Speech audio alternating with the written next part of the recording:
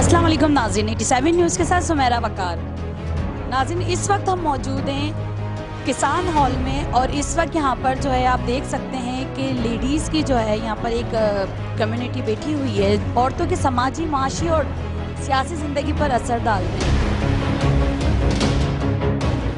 आज हमारा यहाँ पर इकट्ठे होने का जो मकसद था वो ये था कि जो 16 अक्टूबर इनकलाब जिस तरह 1917 को आया था, हम ये चाहते हैं आज जो पाकिस्तान के जो हालात हैं वो उससे भी बदतर होते जा रहे हैं कि आप देख लें, फैक्ट्रियों में देख लें, कारखानों में देख लें, भट्ठों पर देख लें।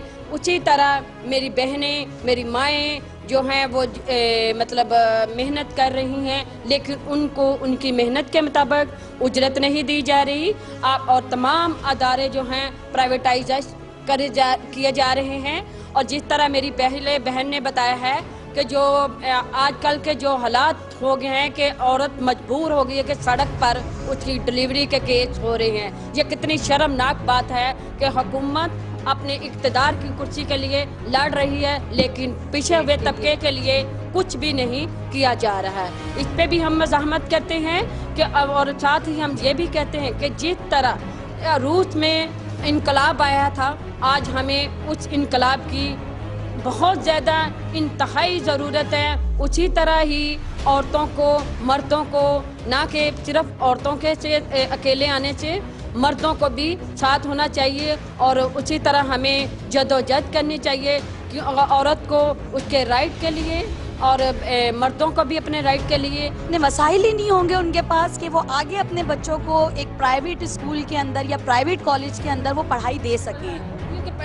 गरीब जो है वो तो अपने घर का चूल्हा जलाने के लिए मजबूर है, तो वो बच्चे को इतनी महंगी तालीम प्राइवेट स्कूलों में किस तरह दिला सकता है? तो इसलिए वो मजबूर किया जा रहा है। हालात इस तरह के कर दिए जा रहे हैं, हमारे अदारा मतलब तंग कर दिया जा रहा है कि रोटी के चक्करों में लोग मतलब दर बदर फिर रहे हैं। छोटे छोटे बच्चों के हैं वो, ये हुकूमत का ये ऐलान है कि 14 साल का बच्चा जो है वो नौकरी नहीं करेगा या किसी पर, लेकिन यहाँ पे वर्कशॉपों पे आप देख लें छोटे छोटे बच्चे नौकरियाँ कर रहे हैं जो उनकी ये मतलब ये दिन उनके तालीम के लिए हैं, जो वो मजबूर हैं कि अपने घर का चूल्हा जलाने के लिए, अपने माँ बाप का साथ देने के लिए वो वर्कशॉपों, होटलों पे नौकरी करने पर मजबूर हो गए। हमारे लाखों इंसान जो है जिन्होंने कुर्बानियाँ दी इस रास्ते पे, बेघरों को घर, बीमारों को मुफ्त इलाज, मुफ्त तालीम और हर चीज़ प्रोवाइड, हर चीज़ जो है वो बराबरी की बुनियाद होनी चाहिए। ऐसा नहीं होना चाहिए कि डाकू राज जैसा मुल्क के अंदर है। जितने सियासतदान हैं सब डाकू हैं, और 20 का मतलब 20, 80 का मतलब 80। 20% लोग सियासी डाकू हैं, 80% जो है बेघर हैं, बेरोजगार हैं, बीमार हैं, इलाज नहीं होता। बड़े अफसोस और दुख की बात है कि परसों रोज एक हामला औरत अस्पताल के नज़दीक आके बच्चा पैदा किया, अस्पताल में दाखिल नहीं किया। हम इसकी मजम्मत करते हैं। मैं ख़वातीन के हकूक़ की मुकम्मल हमायत करता हूँ और बराबरी के लिए जदोजहद कर रहे हैं, जेलें करती हैं, सब कुछ। बहुत बहुत मेहरबानी, बहुत बहुत शुक्रिया। देखा, अभी हम कुछ आवाम से भी बात करेंगे। यहाँ पर जो बैठी हुई है ख़वातीन जो यहाँ पर ये आई हैं यहाँ पर, और यहाँ पर अपने मुतालबा जी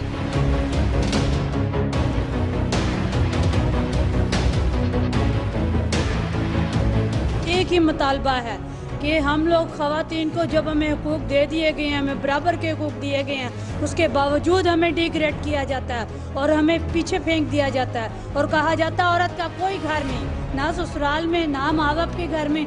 फिर औरत कहाँ जाएगी, कहाँ मुतालबा देगी?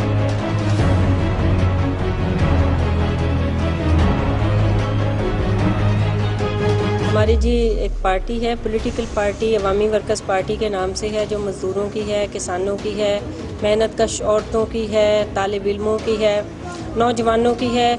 और हम इस समाज को एक गैर तबकाती समाज में बदलने के लिए जद्दोजहद कर रहे हैं और ख़ास तौर पे औरतों के हकूक़ के लिए स्ट्रगल कर रहे हैं। और हमारी ये कोशिश है कि अवामी वर्कर्स पार्टी के प्लेटफॉर्म से हम ख़वातीन की एक स्ट्रॉन्ग मूवमेंट, मज़दूरों की एक स्ट्रॉन्ग मूवमेंट, किसानों की एक स्ट्रॉन्ग मूवमेंट सामने लेके आएँ।